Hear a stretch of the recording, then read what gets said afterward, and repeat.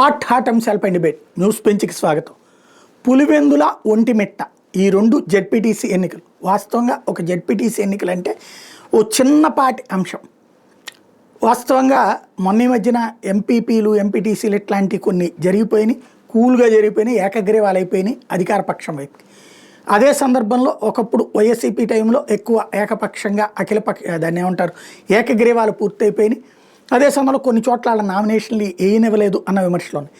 అయితే ఎన్నికల రోజున ఇవాళ జరిగినటువంటిది పులివెందులలో ఒంటిమిట్టలో పూర్తిగా బ్లాక్ చేసి వైసీపీని లోపలికి రానియకుండా జమ్మలమడుగు నుంచి వచ్చినటువంటి వాళ్ళతో పొద్దుటూరు నుంచి వచ్చినటువంటి వాళ్ళతో రీసైక్లింగ్ చేశారు అన్నటువంటి వైసీపీ ఆరోపణ.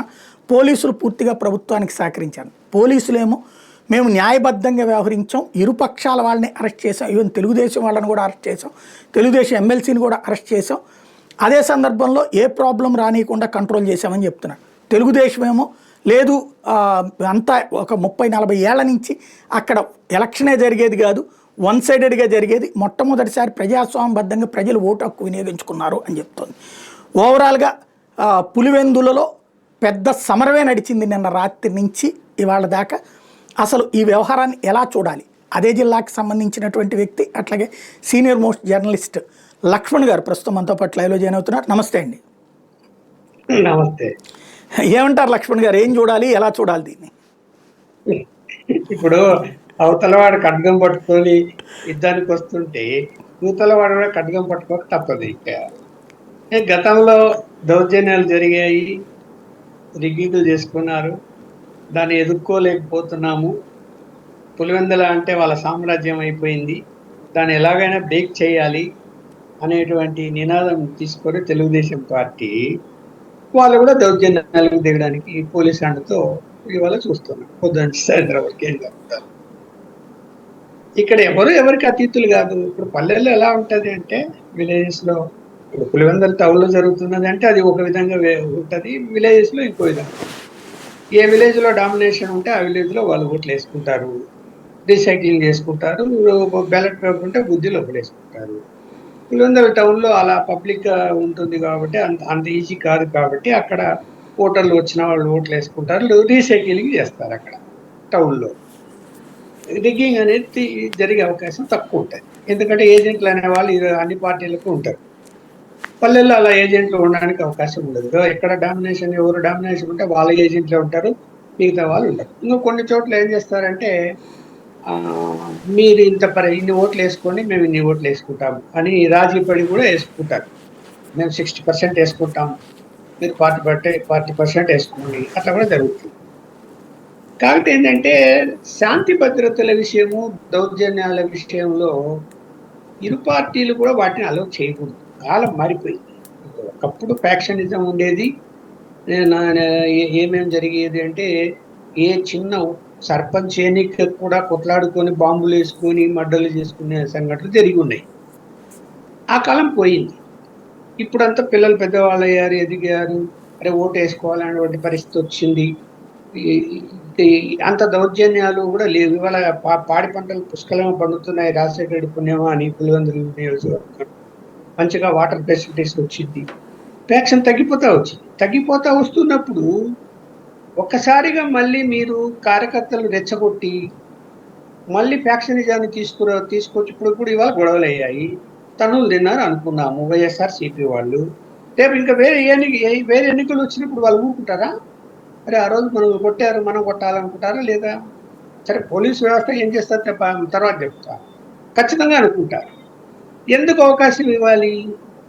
నేనైతే ఏం చెప్తున్నానంటే, సరే అంతకుముందు దౌర్జన్యాలు జరిగాయి, ఓట్లు వేసుకుంటున్నారు, ఓటర్లు రానికుండా దండోర కూడా వేశారు, ఓటర్లు రావద్దు మేమే ఓట్లు వేసుకుంటామని.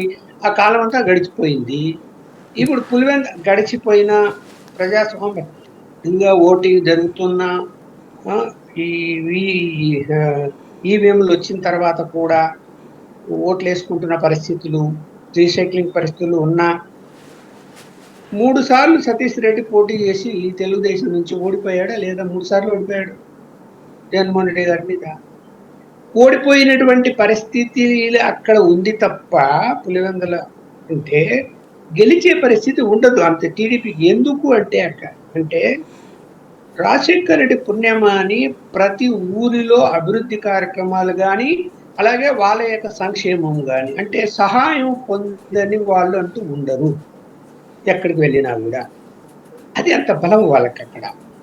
అంతకు మించి వేరే ఏం లేదు.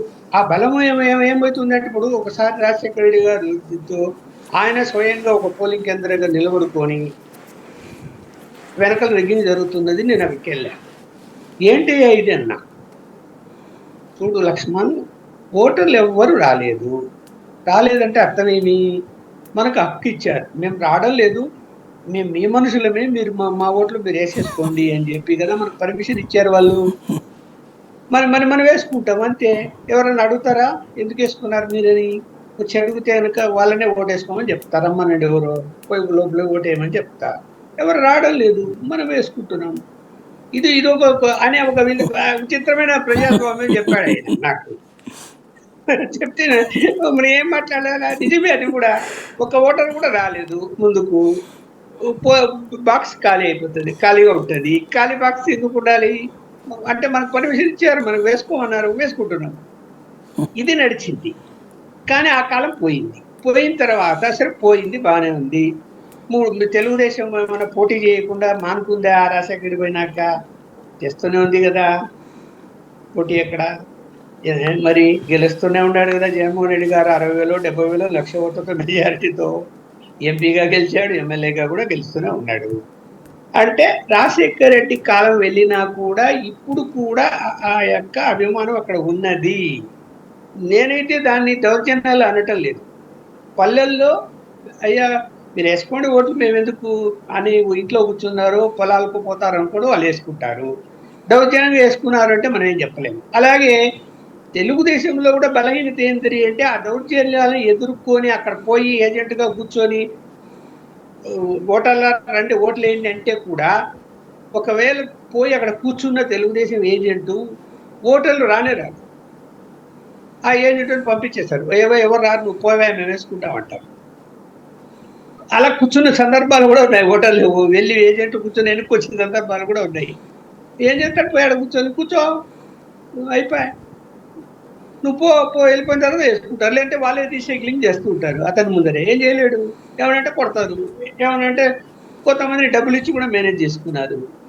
ఇక్కడ అంత ఎన్టీ రామారావు సమయంలోనే విపరీతంగా జనాలు బయటకు వచ్చి దండాలు పెట్టి ఎన్టీఆర్ చూడాలనేటువంటిది కడప జిల్లాలో తిరిగినప్పుడు మరి ఎన్ని సీట్లు వచ్చాయి టీడీపీకి ఆ రోజు? 11లో ఎన్ని సీట్లు వచ్చాయి? 2, 9 కాంగ్రెస్ గెలిచాయి పులివెందులతో సహా.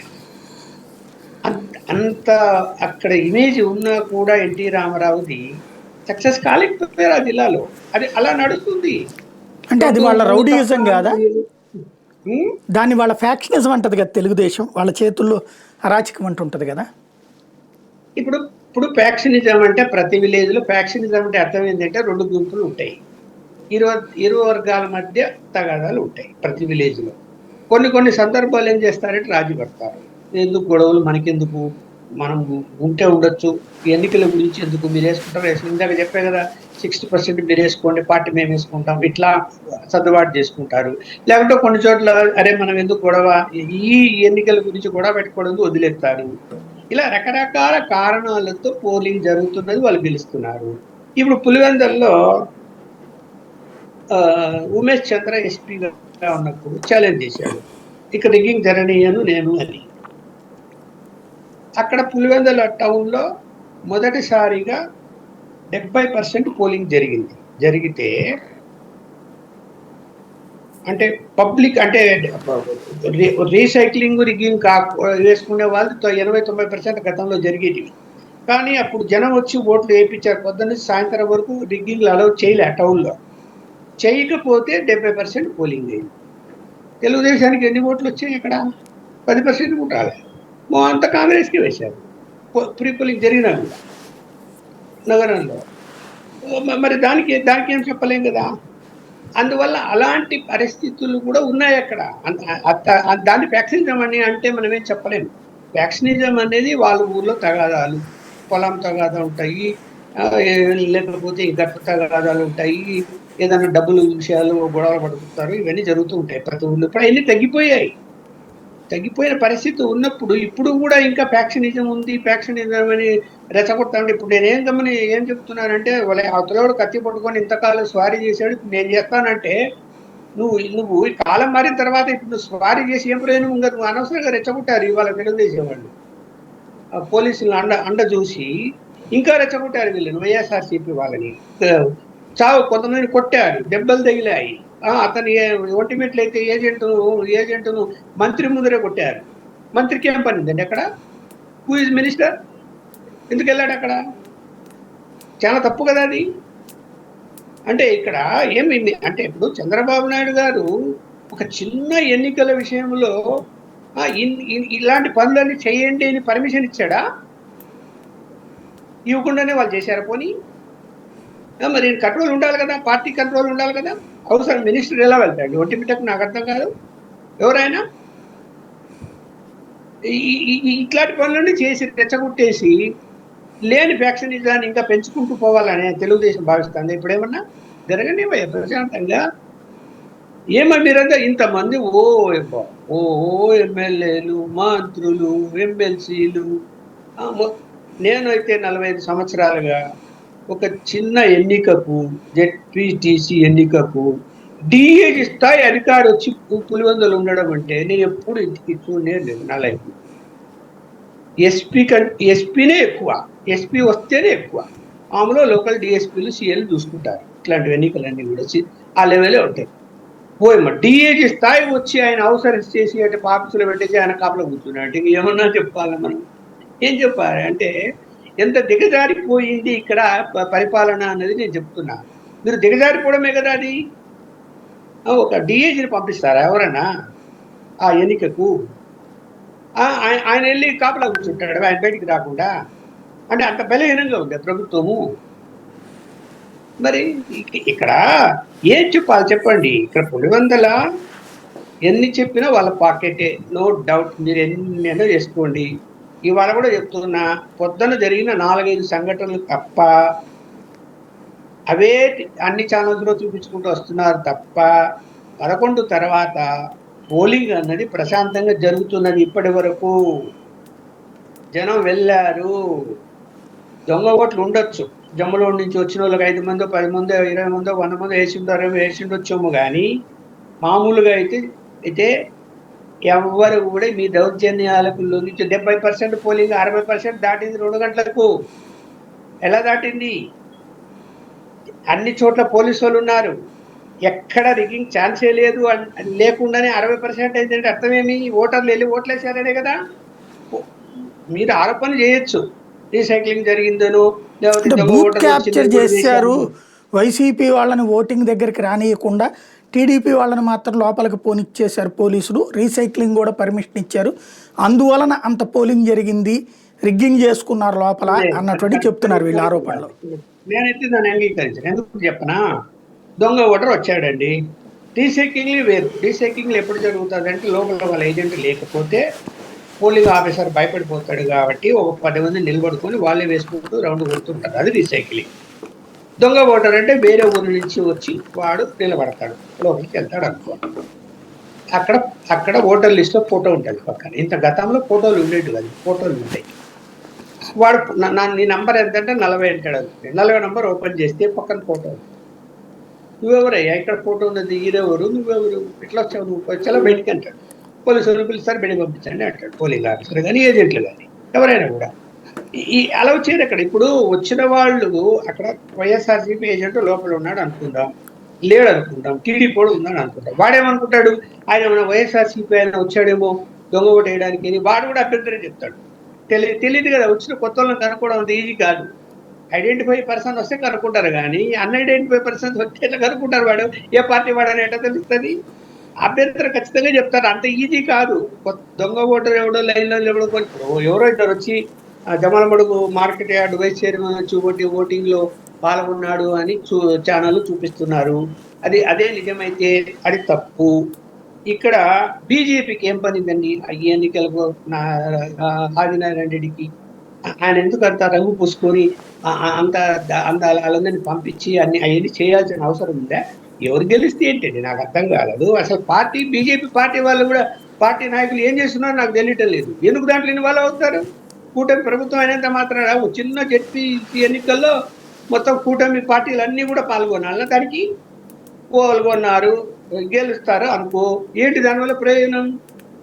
జిల్లా పరిషత్ వాళ్ళ చేతుల్లో, వైసీపీ చేతుల్లో ఉంది. ఒకటి గెలుస్తూనే వాళ్ళ చేతుల నుంచి మీ చేతులకు వస్తుందా? రాదు కదా. అది ఇంపార్టెంట్ కానే కాదు. ఆ ఓటు వలన ఏమైనా జిల్లా పరిషత్ తారుమారు అవుతుందంటే దాని అంత ప్రెస్టేజ్ తీసుకోవాలా? ఏమీ కాదు. చనిపోయాడు యాక్సిడెంట్ లో, దానికి ఉప ఎన్నిక జరుగుతుంది. అంటే ఆ ఒక విషయంలో ప్రెస్టేజ్ ఇంత అవుతుంది కదా రైతాంగం బేసిక్గా. లేక కుప్పంలో జడ్పీటీసీ గెలిచినప్పుడు, ఎంపీటీసీ గెలిచినప్పుడు, ఐదే చివరి 3 ఏళ్ళు కూడా వైసీపీ వాళ్ళు అదే అనేవాళ్ళు కదా, కుప్పం కూడా అయిపోయింది చంద్రబాబు పరిస్థితి. అలాగా ఇక్కడ కూడా డామినేషన్ తీసుకొచ్చుకోవడానికి అది. అందులో ఇంతవరకు మీకు తెలిసి కూడా అక్కడ వేరే వాళ్ళు గెలిచిన చరిత్ర లేదు కదా, ఆ చరిత్ర తిరగరాద్దామని కదా ఇప్పుడు ప్రయత్నం. ఈ ఈ దీంతో తిరగరాసేది ఏముందండి? తిరగరాసేది దీంతో ఏమి తిరగరాయలేరు. మళ్ళీ చెప్తున్నా చూడండి, ఎవరు తిరగరాయడానికి, పోటీ చేయడానికి ఎవరు ముందుకు వస్తారు? Assembly, parliament. సరే, కడప పార్లమెంట్ అంటే పక్కన పెడతాం. పులివెందు ఒక్కటే తీసుకుంటే అసెంబ్లీకి జగన్మోహన్ రెడ్డి గారు మళ్ళీ పోటీ చేస్తారు అనుకున్నారు. లేదు, ఇంకొకరు చేస్తారు అనుకున్నాం ఆయన తరఫున. ఇక్కడ టీడీపీ నుంచి ఎవరు పోటీ? బీటెక్ 3 సార్లు పోటీ చేశాడు. అవునా, అయిపోయింది. 3 సార్లు పోటీ చేశాడు, సతీష్ రెడ్డి ఓడిపోయాడు. 3 సార్లు తెలుగుదేశం తరఫున. ఇప్పుడు వైఎస్ఆర్సీపీలో ఉన్నాడు. బీటెక్ రవి ఒక్కడు తేలాడు. ఇప్పుడు బీటెక్ రవి కూడా ఎలా గెలిచాడు? అవినాష్ రెడ్డి వాళ్ళందరికి బంధువు, వాళ్ళ వైపు నుంచి అతన్ని ఓడించాలి కాబట్టి వివేకానంద రెడ్డిని వాళ్ళ సపోర్ట్ తీసుకొని గెలిచాడు. ఇండిపెండెంట్ గా టీడీపీ అభ్యర్థిగా గెలవలేదు. టీడీపీ కదా ఆ రోజున, టీడీపీ కదా ఆ రోజున ఎమ్మెల్సీగా. కాదండి, అతను టీడీపీనే. కానీ వివేకానంద రెడ్డి పోటీ చేసినప్పుడు ఆయన మీద కదా గెలిచాడు. వివేకానంద రెడ్డిని ఓడగొట్టాలని చెప్పి అవినాష్ రెడ్డి గ్రూప్ వాళ్ళు బీటెక్ రవిని గెలిపించారు. వాళ్ళ ఓట్లని అటు వెళ్ళాయి. వివేకానంద రెడ్డి ఓడిపోయాడు. దాని వలన అంతే తప్ప బీటెక్ రవి గెలిచినది కాదు. అది ఇప్పుడు కూడా మళ్ళీ చెప్తున్నాను, వాళ్ళకి ఇంకా సంబంధాలు, మంచి సంబంధాలే ఉన్నవి. ఇదంతా పెద్ద నాటకం ఆడుతున్నారు. చంద్రబాబు నాయుడు గారికి చెవులో పూలు పెడుతున్నారు అందరూ కలిసి. అక్కడ తెలుగుదేశం వాళ్ళు ఎవడు చిత్తశుద్ధితో లేరు. ఏం కావాలి వాళ్ళకి?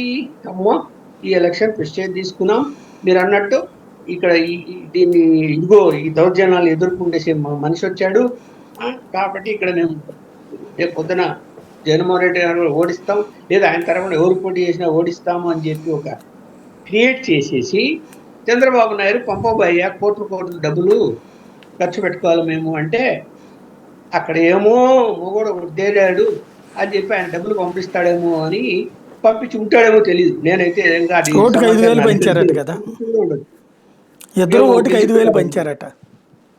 అదే పంచారు, పంపించి కూడా ఉంటాడు, పంచుంటారు. పంచేది పని మిగిలించుకుంటారు అంతే, నో డౌట్. దాంట్లో ఏం సందేహించాల్సిన లేదు. ఇంకా నెక్స్ట్ ఎవరు ఉన్నారండి? రామ్ గోపాల్ రెడ్డి ఎవరు ఎమ్మెల్సీ, ఆయనకంత సీన్ లేదు.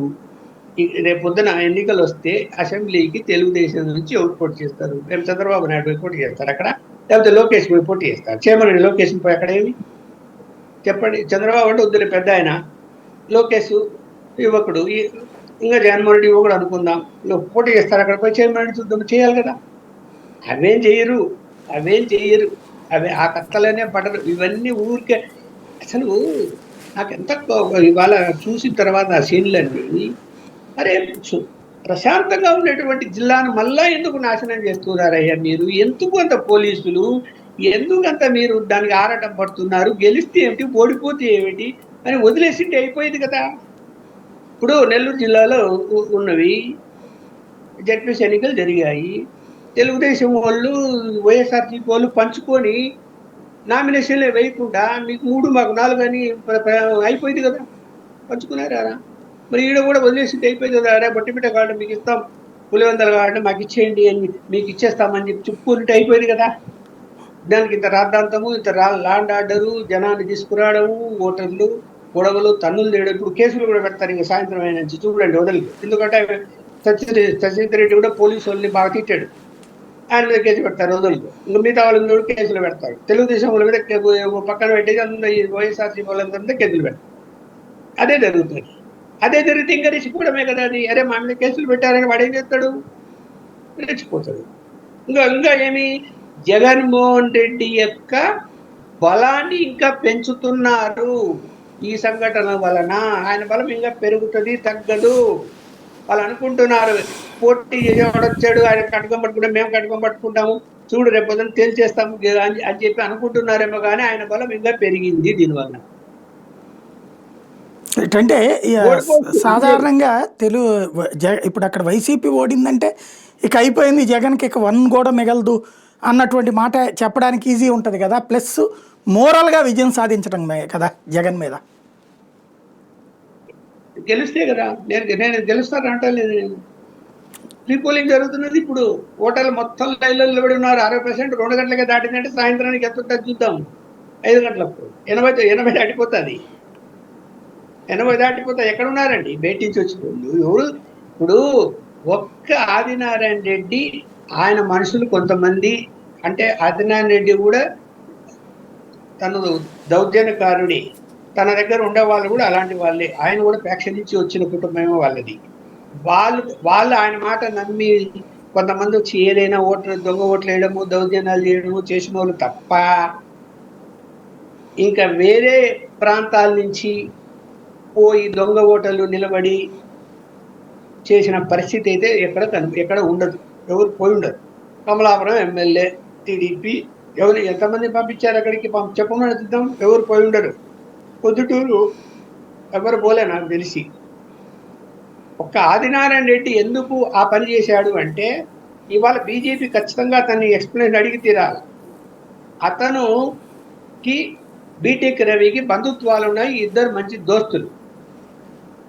ఇద్దరు అనేక ఆర్థిక పరమైన అంశాలు కూడా వాళ్ళిద్దరి మధ్య ఉన్నాయి. వాళ్ళిద్దరి మధ్య మళ్ళీ చెప్తున్నాను నేను. అందువలన చొక్కా తీసుకున్నాడు ఆదినారాయణ రెడ్డి. లేకుంటే ఆయనకు అవసరమే లేదు. ఆయనకి ఏం అవసరమేది ఆ చిన్న ఎన్నికకు? BJP party పరుగులేదా? మీ మనిషి వచ్చి అక్కడ దొంగ ఓటు వేసాడంటే ఏమైనా అర్థం పర్థం ఉందా? మరి ఏం అవసరం ఉంది చేశాడు ఆయన ఆదినారాయణ రెడ్డి? చాలా తప్పది. రైట్. మరొకటి, సాధారణంగా ఇదివరకు ఎన్నికల సంఘం అనేటటువంటిది ఇట్లా గొడవ జరుగుతుందంటే వెంటనే బ్రేకింగ్ చూడగానే ఫోన్లు చేసి వివరణ అడగటాలు, లేదంటే ఆ సంబంధిత పోలీస్ అధికారిని అవతలకి పంపించడాలు ఇట్లాంటివి జరుగుతూ ఉండేది. లేదా కంప్లైంట్ ఇస్తే అధికారి మీద విచారణ చేయడము, ఇట్లాంటివి ఏయో జరిగేది. ఈ దఫా అసలు ఏమాత్రం ఎన్నికల సంఘం జోక్యం చేసుకోలేదు అంటే దీన్ని ఎలా చూడాలి? ఇప్పుడు ఎన్నికల సంఘం అంటే జిల్లా లెవెల్లో ఎన్నికల అధికారి కలెక్టర్లు ఎవరు మనుషులు? పక్కా టీడీపీకి భజన చేస్తూ కూర్చున్నారు కలెక్టర్ గారు, ఎన్నికలు కానీ. ఆమె నీలం సాహని ఆ జగన్మోహన్ రెడ్డి గారి టైంలో అపాయింట్ అయ్యి ఉంది ఆమె. ఇంకొక విచిత్రమైన విషయం మీకు చెప్పరా అంటే, మీ దృష్టికి వచ్చిందో లేదో నాకు వచ్చి చెప్తున్నాను నేను. ఈ యొక్క జెడ్పీసీ ఎన్నికల నోటిఫికేషన్ ఇచ్చేటప్పుడు ఎన్నికల అధికారి అంటే నీలం సహాని గారు రాష్ట్ర ప్రభుత్వాన్ని ముందు సంప్రదించాలి. ఇట్లా నేను ఎన్నికలు పెట్టబోతున్నా అని. ఎందుకు సంప్రదించాలంటే శాంతి భద్రతల విషయంలో కానీ లేకపోతే ఇతర విషయాల్లో కానీ ఏమైనా అభ్యంతరాలు ఉంటే రాష్ట్ర ప్రభుత్వం, భారీ వర్షాలు వచ్చే కాలం అనుకోండి, రాష్ట్ర ప్రభుత్వం వద్దంటారు.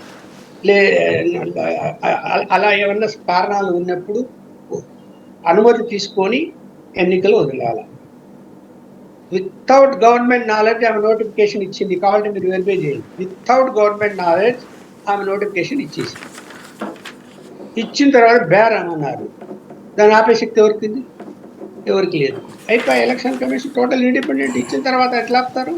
ఆపలేకపోయారు. ఆపలేకపోయాక ఏం చేశారు? ఓహో, ఈ అవకాశం ఉపయోగించుకున్నాం అని చెప్పి ఈ యొక్క దారి ఎంచుకున్నారు. ఎంచుకునేమని ఇందులో ఆర్థిక లాభం ఉంది. ఇలా అలాగే అబ్బో జగన్మోహన్ రెడ్డి గారి మీద మేము ఎదుర్కోగలిగినాము అని చెప్పి చెప్పుకోవడానికి అవకాశం. మీరన్నా ఒకవేళ జగన్మోహన్ రెడ్డి క్యాండిడేట్ ఓడిపోతే ఓ చూడు మా అభ్యర్థి గెలిచాడని చెప్పుకునే అవకాశం వస్తుంది. ఇది ప్లానింగ్. ఫెయిల్ అయిపోయారు అనుకోండి, అబ్బో మేము ఎంత చేసినా మా వల్ల కాలే, వాళ్ళ దౌర్జన్యాలు మించిపోయాయి, ఓట్లని వేసుకున్నారు పల్లెల్లో అని చెప్తారు రేపు. అది రెండు విధాలుగా మాట్లాడతారు. ఎటు వచ్చే అవకాశమే. అన్నిటికి మించి ఇంకా అసలు విషయం కూడా చెప్తా. బెట్టింగ్ నడుస్తున్నది పులివెందల జెడ్పీటీసీ దాని మీద. నాకున్న పక్కా సమాచారం మేరకు ఈ 200 కోట్ల బెట్టింగ్ జరుగుతున్నది ఈరోజు. ఇరు వర్గాలకు లాభమే. ఇక్కడ ఓడినా అవలకు లాభం, అక్కడ ఓడినా వీళ్ళకు లాభం. దీని వెనక వైఎస్ఆర్సీపీ వైపు పెద్ద నాయకులు ఉన్నారు, తెలుగుదేశం వైపు పెద్ద నాయకులు ఉన్నారు. ఎవరైతే బెట్టింగ్ పెడుతున్నారో వాళ్ళని కూల్స్ చేయబోతున్నారు. ఎలా అంటే అందుకనే ఈ ఎలక్షన్ లోకి దిగారు వీళ్ళందరు పెద్దలు. ఎలా అంటే, అయ్యా బాబు, ఎలాగూ పులివెందుల అంటే పెద్ద ప్రెస్టేజ్ అవుతుంది జగన్మోహన్ రెడ్డిది, ఇది పబ్లిసిటీ ఎక్కువ వస్తుంది, దీని వలన మనం లాభం పొందొచ్చు. సరే, ఎవరు చేసే ప్రయత్నంలో వాళ్ళు చేద్దాము. గెలిచినా ఓడినా అదే పెద్ద మనకు అదే, దానివల్ల ఒరికి పట్టేది ఏం లేదు, డబ్బులు వస్తాయి. కాబట్టి ఏంది, గెలుస్తున్నాము అని టీడీపీ తరఫున బెట్టింగ్ పెట్టారు అనుకోండి, ఎక్కువ మంది ఓడిపోయింది, ఓడిపోతే అవతలోనికి లాభం, నీ లాభంలో మాకు పంపు. లేదు గెలిచింది, అవతలోనికి నష్టం, ఇందులోంచి మాకు పంపు. ఇరు పార్టీల మధ్య అంటే నాయకుల మధ్య ఒక అండర్స్టాండింగ్తో పెద్ద ఎత్తున బెట్టింగ్ నడుస్తున్నది. దమ్ములుంటే, మళ్ళీ అడుగుతున్నా నేను, దమ్ములుంటే పోలీసులు బయట పెట్టమనండి దీన్ని. అది చేయమని డిఐజీ గారు వెళ్ళి అడుగు కూర్చొని అవినాష్ రెడ్డికి మాట్లాడుతూ టీ దాక్కుండా బయటకు పోకుండా కూర్చోడం కాదు. 200 కోట్ల బెట్టింగ్ నడుస్తుంది ఇవాళ. 200 కోట్ల బెట్టింగ్ లో ఇరు వర్గాలకు లాభం ఉంది. ఈజీ సంపాదనలోకి వెళ్ళిపోయి ప్రజల్ని మభ్యపెడుతున్నారు, నాయకుల్ని, కింది కార్యకర్తలను మభ్యపెడుతున్నారు అందరు కలిసి. మిమ్మల్ని అడుగుతారు ఇప్పుడు అడ్రస్ అది చెప్పమని. చెయ్యండి దమ్ముంటే. మిమ్మల్ని అడ్రస్ అడుగుతారు, మిమ్మల్ని అడ్రస్ అడుగుతారు, అడ్రస్ అది ఇస్తే మేము పట్టుకుంటామని చెప్తారు. మొత్తం బెట్టింగ్ రాయలందరూ పులివెందులలో ఉన్నారండి, కడపలో ఉన్నారండి, పొద్దుటూరులో ఉన్నారు, కమలాపురంలో ఉన్నారు, జమ్మలమడుగులో ఉన్నారు. ఎవరైనా డీటెయిల్స్ ఇస్తే మేము పట్టుకుంటామంటారు. అనని ఏంది, నేను ఎందుకు డీటెయిల్స్ ఇవ్వాలా? నాకున్న సమాచారం అది నేను చెప్తున్నా. నేనేది మీకు ఇచ్చేది డీటెయిల్స్? మీరు ఎవరు బెట్టింగ్లు డబ్బులు పెడతారో వాళ్ళ పేర్లన్నీ మీ దగ్గర ఉన్నాయి. క్రికెట్ బెట్టింగ్లు ఎవరు పెట్టారో, గత ఎన్నికల్లో బెట్టింగ్లు ఎవరు పెట్టారో ఆ పేర్లన్నీ, లిస్టులన్నీ పోలీసుల దగ్గర ఉన్నాయి, ఇంటెలిజెన్స్ దగ్గర కూడా ఉన్నాయి. వాళ్ళ ఫోన్లు క్రాస్ చెక్ చేయండి. ఎవరి దగ్గర మనీ అది చేరిందో పట్టుకోండి, ఈ పక్క చేరిందో ఆ పక్క చేరిందో చూడండి. ఎందుకండి అందరు కలిసి మోసం చేస్తున్నారు. జనాలు చెవులో పూలు పెడుతున్నారు. మీ స్వార్థం కోసం కదా ఈ ఎన్నికలు. ఇప్పుడు అసలు పాయింట్ అక్కడ మిస్ అవుతుంది. అంటే ఇట్లాగ మామూలుగా నోటీస్ ఇవ్వటము, లేకపోతే వివరణ అడగటము, ఈసీ దాన్ని అడిగింది ఇది అడిగింది అని చెప్పి బ్రేకింగ్లు వచ్చాయి ఇంతకుముందు ఎలక్షన్స్ అప్పుడు. మెయిన్ ఎలక్షన్స్ అయినా స్థానిక ఎన్నికలైనా సరే. ఈ దఫా అట్లాంటిది ఏమీ రాలేదు. అసలు ఎన్నికల సంఘం దాని మీదనే వీళ్ళు వెళ్ళి ధర్నాలు, ఎన్నికల సంఘం దగ్గర ముట్టడింపు లాంటివి జరిగినా కూడా ఏం చేయలేదు. దీన్ని ఎలా చూడాలి? ఏం చేయలేదు దాని అర్థం ఏంటి చెప్పండి? ఏం చేయలేదు అంటే అర్థం ఏమిటి? సైలెంట్గా ఎక్కడేం జరగాలో జరుగుతున్నాయి, వాళ్ళు చేస్తున్నారు, వీళ్ళు చేస్తున్నారు. ఎస్పీ నా పనే ఉంది, కంప్లైంట్ ఇచ్చారు, ఎంబడే నేను ఎస్పీకి పంపించాను, లేకపోతే కలెక్టర్ పంపించాను. Responsibility collector. పంపించుంటారు, బయటకు చెప్పలేదేమో కానీ పంపించుంటుంది ఆమె. పంపించే కూడా ఏమి ఉండేది, పంపించుంటుంది. ఎప్పుడా కంప్లైంట్ వస్తేనే వెంటనే మీరు వెరిఫై చేయండి, యాక్షన్ తీసుకుంటూ. ఇక్కడ గొడవలు జరుగుతున్నాయి, లేకపోతే అవినాష్ రెడ్డి వచ్చి అన్ని రిగ్గింగ్ చేపిస్తాడు దగ్గరుండి అనే కదా అతన్ని హౌస్ అరెస్ట్ లాగా పార్టీ ఆఫీసులో కూర్చోబెట్టాడు, పెట్టి డిఐజీ బయటికి రాకుండా కూర్చున్నాడు. ఇక్కడ అంటే డిఎస్పీ స్థాయో ఎస్ఐ స్థాయో సరిపోదు, వాళ్ళని కాదనే కదా అక్కడెక్కడో ఇంకో ప్రాంతంలో ఉంటే అక్కడ నుంచి తీసుకొచ్చి అక్కడ పెట్టారు, కాపలా ఉంటున్నాడు. డిఐజీ స్థాయి కాపలా ఉన్నాడంటే సిగ్గుచేటు కదా ప్రభుత్వానికి ముందు. ఆయన దగ్గర కాపలా ఉంటున్నాడంటే. అలాంటి పరిస్థితుల్లో నీకు ఇది ఎన్ని సమాచారం దొరికితే ఏం చేస్తారు వాళ్ళు? ఎక్కడ జరిగేటక్కడ జరుగుతూనే ఉంటాయి. ఇప్పుడు నోటీస్ ఎవరికి నోటీస్ ఇస్తారు, ఎవరితో పంపుతారు, అదంతా కలెక్టర్ చూడాల్సిన బాధ్యత, లా అండ్ ఆర్డర్ వస్తే ఎస్పీ చూడాల్సిన బాధ్యత అని చెప్తుంది ఎలక్షన్ కమిషన్. రేపు నేను పంపించాను, వాళ్ళు యాక్షన్ తీసుకోవాలి. ఇప్పుడు ఏంటి అంటే ఇక్కడ సమస్య ఎలా వస్తుంది అంటే, ఇప్పుడు రీపోలింగ్ అడుగుతున్నారు, అడిగారు వైఎస్ఆర్సీపీ వాళ్ళు కొన్ని చోట్ల, మొత్తం కలిసి అయినా 10,000 లోపలే ఓట్లు పోలింగ్. రెండు పోలింగ్ కేంద్రాలు అడిగారు అనుకున్నాము. ఇక్కడ ఎలా ఉంటది, అక్కడున్న పోలింగ్ ఆఫీసరు ఇక్కడ రిగ్గింగ్ జరిగింది అని చెప్పి రిపోర్ట్ ఇవ్వాలా, అలాగే రూట్ ఆఫీసర్ ఉంటాడు, వాడు వచ్చి తనిఖీ చేసి వాడు ఇవ్వాలి. ఈ 2 రిపోర్ట్లు ఉంటేనే రీపోలింగ్కి అవకాశం ఉంటుంది. వీళ్ళిద్దరు 10 గంటలకు వెళ్ళాము 20% పోలింగ్ అయింది, 1 గంటకు వెళ్ళాము 50% అయింది అని ఇట్లా రిపోర్ట్ రాసేస్తాడు రూట్ ఆఫీసర్. వీడేం చేస్తాడు, అక్కడ పోయి రూట్ ఆఫీసర్ వాళ్ళ దగ్గర పోలింగ్ ఆఫీసర్ దగ్గర ఏం రాసుకుంటాడు, అది రాసుకుని వస్తాడు. వాడు అక్కడ మొత్తం ఓట్లన్నీ రాత్రి వేసిన లేకుంటే పొద్దున్నే వేసిన రీసైక్లింగ్ జరిగిపోయినా వాడు టైం ప్రకారం రాసుకుంటూ వస్తుంటాడు. అక్కడ ఈవీఎంలో ఒక యాడ్ చేయాల్సింది ఏమిటంటే, ఈ రీసైక్లింగ్ జరగకుండా ఉండడానికి, లేకపోతే ఎక్కువగా అక్కడ కూర్చొని బట్టలు నొక్కుతూ చేయకుండా ఉండడానికి ఏం చేయాలంటే టైమర్ ఫిక్స్ చేయాలి. దానికి టైమర్ ఉండదు. టైమర్ ఉండడం ఏమైపోతుంది, సాయంత్రం వరకు పోలింగ్ జరగాల్సింది మధ్యాహ్నానికి అన్ని నొక్కేస్తాడు. కానీ సాయంత్రం వరకు పోలింగ్ జరుగుతున్నట్టు రికార్డు రాసుకుంటూ వస్తాడు వాడు. 3 గంటలకు అప్పుడు అయిపోయినా కూడా 3 గంటలకు ఇంత % అయింది, 4 నుంచి షీట్ తీసుకొచ్చి అది వచ్చి సబ్మిట్ చేస్తారు, అయిపోయింది. ఎప్పుడు రీపోలింగ్ వస్తుంది, లా అండ్ ఆర్డర్ తన్నుకొని బ్యాలెట్ బాక్సులు ఉన్నప్పుడైతే బ్యాలెట్ బాక్సులు తీసి బయటపడేసో, బ్యాలెట్ పేపర్లు చించేస్తేనో, ఇప్పుడు ఈవీఎంలు అయితే ఈవీఎంలు కిందేసి కొట్టడమో, అక్కడ ఇద్దరు కొట్టుకొని మీరు బ్లడ్ రావడము, పోలీసులు వచ్చి కేసు కట్టడము, ఈ కారణాలతో రీపోలింగ్ జరగాలి. అవి ఏమి జరగవు. ఇప్పుడు వాటిల్లో ఒక్క చోట అంటే అక్కడ ఈ ఏజెంట్ బయట కొట్టారు, అది కూడా ఏమైపోతుంది, ఆ ప్రెమిసెస్ లోపల జరిగితేనే దానికి ఇంత ఇన్ని మీటర్లు అని ఉంటుంది పోలింగ్ కేంద్రం లోపలే జరిగింది, అది లోపలే జరిగింది కాబట్టి అది రీపోలింగ్ ఛాన్స్ ఉంటే ఉండొచ్చు. ఇప్పుడు పులివెందులు ఏంటి చూస్తున్నాము, ఎక్కడ రీపోలింగ్ ఛాన్సే లేదు. ఆ దొంగ ఓటర్ అని ఒకడు నిలబడినాడంటే వాని కారణంగా రీపోలింగ్ చేయరు. వాడు ఓటేసాడు లేదో తెలుసు, ఇప్పుడు టీవీలో చూపిస్తానే ఓటేసినట్ట వాడు లోపలికి ఏమో చూడటానికి పోయాడేమో అని చెప్తారు. వాడు ఆ పోలింగ్ ఆఫీసర్ వాడు రాయడు కదా, వాడు దొంగ ఓటర్ వచ్చేసాడని. అసలు నువ్వు ఎలా అలవ్ చేస్తావు అని ఫోటో ఉంటుంది కదా అక్కడ. అందుకని వాడు దాన్ని ఒప్పుకుంటాడా, ఒకవేళ అలవ్ చేసినా వాడు ఒప్పుకోడు, వాడు రాలేదంటాడు. వాడు క్యూలో ఉన్నాడు మాకు తెలియదు కానీ వాడు లోపలికి రాలేదంటాడు అని రిపోర్ట్ రాస్తాడు. ఈ రిపోర్ట్లనే తెప్పించుకోవాలా 5 గంటల తర్వాత. ఆ రిపోర్ట్లన్నీ నెగిటివ్గా వస్తే అప్పుడు రీపోలింగ్ ఆర్డర్ ఇస్తాడు. నేనైతే చెప్తున్నా రీపోలింగ్ ఆర్డర్ ఒక్కటి కూడా రాదు అని నేను అనుకుంటున్నా. అలాంటివి ఏమి ఎవరు ధైర్యం చేసి రాయరు. అంటే మామూలుగా వేరే వాళ్ళని ఎలా చేయకూడదు కదా. రామ్ ప్రసాద్ రెడ్డి అక్కడికి వెళ్ళాడు, మినిస్టరు వెళ్ళకూడదు కదా రూల్ ప్రకారం, పోలింగ్ బూత్ లోకి కూడా వెళ్ళాడు. అట్లాంటి రీపోలింగ్ అడగచ్చు కదా. చెప్పాను నేను ముందే చెప్పాను కదా, మంత్రి అక్కడికి పోవడం శుద్ధ తప్పు. పోలింగ్ బూత్ లో కూడా వెళ్ళినప్పుడు అక్కడ రీపోలింగ్ అడగచ్చు కదా. ఇంకోటి కేసు పెట్టాలి కదా లెక్క ప్రకారం. అది అడగచ్చు. అది ఏజెంట్ కూడా బయటికి తీసుకొచ్చారు, కొట్టారు కదా, అది అడగచ్చు. అది చేయడానికి అవకాశం కూడా ఉంటుంది. ఏజెంటే లేకుండా ఎన్నికలు జరిగాయి అనే దాని మీద ఎస్టాబ్లిష్ అయింది కాబట్టి ఖచ్చితంగా జరిగే అవకాశాలు ఉంటాయి. నేను చెప్పిన పులివెందులు ఒకటి మాట్లాడింది ఇంతవరకు. ఒంటిమిట ముందే చెప్పాను కదా, అసలు మంత్రి కొంచెం మన బుద్ధి ఉండాలి కదా. ఏం సంబంధం నేను ఎట్లా పోతాడు పోలింగ్ కేంద్రం దగ్గర, నాకు అర్థం కాలేదు. అంటే చంద్రబాబు నాయుడు గారు ఎందుకు ఇవన్నీ ఆలోచించి కంట్రోల్ చేయలేకపోతున్నాడు వీళ్ళను. ఎందుకు దౌర్జన్యాలు ఇంకా పెంచుతారు మీరు అని. దౌర్జన్యాలు పెరిగో కొద్దీ ప్రెస్టీజ్ ఇంకా పెరుగుతుంది. దానికి లాభం ఎవరికి? పోనీ మీకు ఎదుర్కొనేంత సత్తా ఉందా?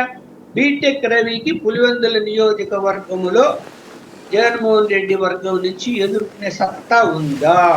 ఇక ఉంటది కదా. ఇప్పుడు ఇది గెలిస్తే సత్తా లేదు, ఏం లేదు.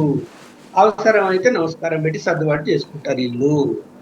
సతీష్ రెడ్డి చేసింది అదే కదా. మూడు సార్లు పోటీ చేసినా కూడా ఆయన ఇంటర్నల్ గా ఎక్కడ కూడా సీరియస్ గా పని చేయలేదు. మరి ఇవాళ వైఎస్ఆర్సీపీలో ఉండి గట్టిగా మాట్లాడుతున్నాడు, నిలబడుతున్నాడు పార్టీ తరఫున, అది వేరే అంశం.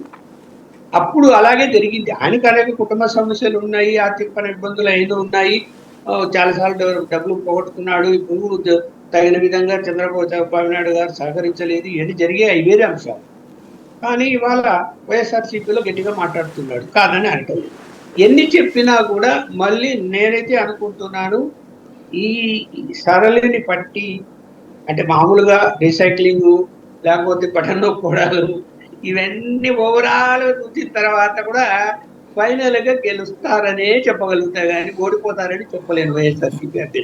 మీరు ఎక్కువగా నమ్ముతున్నారేమోనండి, మీరు ఎక్కువగా నమ్ముతున్నారేమో. నమ్మడం కాదండి, అక్కడ పరిస్థితులు అలాగే ఉంటాయి. మన కళ్ళ ముందే మేము అన్ని చూసాము. ఎక్కువ రాజశేఖర్ ఓడిపోయి అన్నారు, ఎక్కడ ఓడిపడి గెలిచాడు కదా. ఒకసారి ఎలా జరిగింది, ఎంత ప్రచారం జరిగింది అనుకున్నాం. ఆయన కౌంటింగ్ లో నుంచి తిరుగుతూ ఓడిపోతానేమో ఆయన కూడా అభద్రపోతం ఏర్పడి తాపల దిగుతూ కింద పడ్డాడు. నేనే ఎదురుగా ఉన్నా, కింద పడ్డాడు. అందరూ వచ్చి పట్టుకొని లేపారు. కొంతకు భయపడుతున్నావు, ఆందోళన చెందుతున్నావు అంటే ఏదో టెన్షన్ వచ్చింది, ఎప్పుడు ఆ టెన్షన్ నాకు అన్నాడు. కూర్చో, ఏం టెన్షన్ రాదు, నువ్వే గెలుస్తావు అన్నాడు సరదాగా. అంటే మళ్ళీ గెలిచాడు. తక్కువ మెజార్టీతో గెలిచినట్టున్నారు కదా. ఇప్పుడు చూడండి, నేను కొంతమంది ఓటర్స్ మాట్లాడేది చూసా, క్లియర్ చెప్తున్నారు, ఈ తెలుగుదేశం దౌర్జన్యాలు ఇక్కడ నడవవు, మేము లోపలికి వెళ్ళి ఓటేస్తాము అని లోపలికి పంపించి ఓటేసేంత వాళ్ళు అక్కడి నుంచి పోలీసు వాళ్ళు ల్యాండ్ ఆర్డర్ ప్రాబ్లం వస్తుంది ఇంటికి పోండి అంటే పోలే వాళ్ళు. మళ్ళీ పంపించారు పోలీసు లోపలికి ఓటేయడానికి వాళ్ళని. ఎవరికి వేస్తారు లోపలికి పోయి ఓటు? ఎవరికి ఇస్తారు చెప్పండి? తెలుగుదేశానికి తడ లోపలికి వాళ్ళు ఖచ్చితంగా పట్టుదల. అది ఇక్కడ ఎంత దౌర్జన్యాలు చేస్తే అంత పట్టుదల పెరుగుతారు. ఇంకా అక్కడికి ఇంకా ఇంట్లో వాళ్ళందరూ పోతారు. మన ఊరికి వచ్చి, మన ఊర్లో వాడేవాడండి వేరే ఊళ్ళో వచ్చి దౌర్జన్యం చేస్తాడా, దొంగ ఓట్లు వేస్తాడా అని చెప్పి ఊరంతా ప్రచారం చేసి మొత్తం ఇంట్లో ఉన్న వాళ్ళందరూ వెళ్ళిపోతారు. అందుకే చెప్తారు పోలింగ్ పర్సెంటేజ్ పెరుగుతారు చూడు సాయంత్రానికి అని. అదే కారణం. అది రీసైక్లింగ్ అనొచ్చు, లేకపోతే లోపల కూర్చొని బటన్ నొక్కారని అనుకోవచ్చేమో, ఉండొచ్చు ఒక చోట రెండు చోట. ఇప్పుడు జరిగే అవకాశం లేదండి. విపరీతంగా పోలీసు వాళ్ళు ఉన్నారు. అంత ఈజీగా రీసైక్లింగ్ జరిగే అవకాశాలు లేవు. వాళ్ళ ఇప్పుడు తెలుగుదేశంలో రీసైక్లింగ్ చేయాలి, ఎవరితో? పోలీసు సపోర్ట్తో ఓకే చేయడానికి అవకాశం ఉంటుంది. వైఎస్ఆర్సీపీ వాళ్ళు అక్కడ ఏమన్నా జోలో పూలు పెడుతూ ఉన్నారా? కొట్లాడుతున్నారు, నిలబడ్డారు, ఊరంతా వచ్చారు, ఏజెంట్లు ఉన్నారు, తగదా పెట్టుకుంటున్నారు. ఎట్లా ఇస్తారండి లోపలికి పోయి దొంగ ఓట్లు? వాళ్ళకి అనుకుంటారు కదా వేరే ఊరు నుంచి వేరే ఊరు వస్తే ఇక్కడికి ఈ ఊరు కాదు ఎట్టో చెవరాని. వాళ్ళంతా అక్కడ ఉన్నారు కదా, లేకుంటే సరే. ఎవరు లేరు అంటే ఎవరి పని వాళ్ళు చేసుకుంటారు. చైతన్యం వచ్చింది, వస్తుంది. పల్లెల్లో ఎలా ఉంటుంది అంటే ప్రెస్టీజ్ ఫీల్ అవుతారు. వేరే ఊరు వచ్చి మన ఓట్లు వేసుకుంటాడా అని బయటకు వస్తారు. బయటకు వచ్చారు. ఇప్పుడు నాకున్న పక్కా సమాచారం ప్రశాంతంగా జరుగుతుందని మధ్యాహ్నం నుంచి. దాని అర్థం ఏంటి? మన పబ్లిసిటీ అయిపోయింది, మన బెట్టింగ్లోని డబ్బులు మధ్యాహ్నం కల్లా వచ్చేసాయి, డిపాజిట్లు ఎవడెవడు ఎక్కడెక్కడ ఏమో చేశాడో కానీ అని చెప్పి కూల్ అయిపోయారు. ఎందుకు మళ్ళీ తెలుగుదేశం వాళ్ళు ఇప్పుడు ఎందుకు కూల్ అయిపోయారు? ఇప్పుడు బొమ్మని పోలింగ్ కేంద్రాల దగ్గరికి పోయినారా? పోలేదే, లేరే ఎక్కడ? ఎవరికి ఎట్లా వేస్తారు? ఓట్లు వేస్తారు. ఇంకా ఏంటంటే ఏదన్నా ఈవీఎంలో ఏదన్నా తారుమాలు అంటే ఈవీఎం లేదు సార్, బ్యాలెట్లు కదా. ఈవీఎంలు అయితే మనము తారుమారు చేస్తారని అనుమానపడవచ్చు. ఇది బ్యాలెట్ కాబట్టి అది అవకాశమే లేదు కదా. రైట్. అంటే బ్యాలెట్లు ఉన్నప్పుడు బూత్ క్యాప్చరింగ్ రిగ్గింగ్ సులభం కదా. ఒకేసారి అంటే అక్కడ ఉన్న బూత్లో ఇప్పుడు వీళ్ళు బెదరేస్తున్నారని చెప్తున్నారు, వైసీపీ వాళ్ళని తరిమేస్తున్నారు అంటున్నారు, ఏజెంట్ను కూడా బయటికి తన్నేసి పంపించినాయి కొన్ని చోట్ల ఉన్నాయి. అట్లాంటి చోట్ల లోపల వాళ్ళే మొత్తం ఒక 50, 100 లేకపోతే 500, 300, 400 ఓట్లు గుద్దేసుకుని వేసేసి మీ ఓట్లు అయిపోయినాయి అని చెప్తే, కొంతమంది మేము ఓట్లు బెంగళూరు నుంచి వచ్చిన వాళ్ళు కూడా మా ఓటు పోయిందన్నారు. అట్లాగా వాళ్ళ ఓట్లన్నీ వేసేసుకుంటే ఇక లేవు అంటే అప్పుడు ఏం చేయగలుగుతారు? ఏం చేసేది ఏముంటుంది అంతే. అప్పుడు తెలుగుదేశం సక్సెస్ అవుతుంది కదా అట్లా చేస్తే. ఇప్పుడు అలా అన్ని చోట్ల ఆ పోలింగ్ కేంద్రాలు అన్ని చోట్ల జరగాలి. ఒక్క చోట జరిగితే అది సాధ్యం కాదు. అన్ని చోట్ల అలా జరగాలంటే అన్ని చోట్ల ఏజెంట్లు వాళ్ళు పటిష్టంగా పెట్టుకుంటారు జగన్మోహన్ రెడ్డి మనుషులు. ఏజెంట్ అక్కడ ఒక్క చోట ఒంటిమిట్టలో వాడి ఏజెంట్ చూశాను తప్ప పులివెందుల వరకు. అంటే ఏజెంట్ లోపల ఉన్నారు. ఉన్నప్పుడు నా అనుభవం చెప్తున్నా, తెలుగుదేశం ఏజెంట్లు లోపల ఉన్నా కూడా అప్పర్ హ్యాండ్ వైఎస్ఆర్సీపీ ఏజెంట్లదే ఉంటుంది. వాళ్ళు నోరు మూసుకొని ఊరు కూర్చుంటారు అంతే. ఏదో ఎందుకు మన పార్టీలో ఉన్నాము, డబ్బులు ఇస్తారు. అందులో ఏజెంట్లకు కూడా డబ్బులు ఇచ్చి కూర్చోబెడతారు. ఊరికి ఎవడు కూర్చోడు, డబ్బు తీసుకొని కూర్చుంటాడు లోపల. అన్నా నాకేదో డబ్బులు వచ్చాయన్నా కూర్చోరా అంటారు. ఇలా పనులు చేసుకుంటాడు. వాడు ఏం మాట్లాడు, ఊరికి టిక్కులు పెట్టుకుంటా కూర్చుంటాడు. నేను కళ్ళారా చూసింది చెప్తున్నా, నేను చూడదు ఏం చెప్పడలే, నేనే లోపల పోయి చూసింది చెప్తున్నా నేను ఎన్నిసార్లు. ఆ సిస్టమ్ ఏం మారదండి అక్కడ. ఇంకా కాలం టైం పడుతుంది. ఇంకా ఇక్కడ బ్యాలెట్ పేపర్ కాబట్టి ఆ సిస్టమ్ ఏం మారదు. ఈవీఎంలో కొంత మార్పు ఉండిందేమో కానీ బ్యాలెట్ పెట్టారు కాబట్టి ఆ మార్పు ఏమి ఉండదు. వాళ్ళు జరిగేది జరుగుతూనే ఉంటది. ఊళ్ళో లోపల కూర్చుంటారండి. బయట ఎవరు లేరు, ఓటర్ రాలే, లోపల వాళ్ళు ఉన్నారు. తెలుగుదేశం ఏజెంట్ను సైలెంట్ కూర్చో అంటారు. అవసరమైతే వాణి కూడా కొనేస్తారు. వాళ్ళు కొనేసి ఏం చేస్తారు, ఇంకా కూర్చొని గుద్దుకుంటా ఉంటారు. లోపల వేసుకుంటా ఉంటారు, టిక్కులు పెట్టుకుంటా ఉంటారు. ఎక్కడ తెలుగుదేశం రిగ్గింగ్ చేయగలుగుతుంది ఆ బూతుల్లో?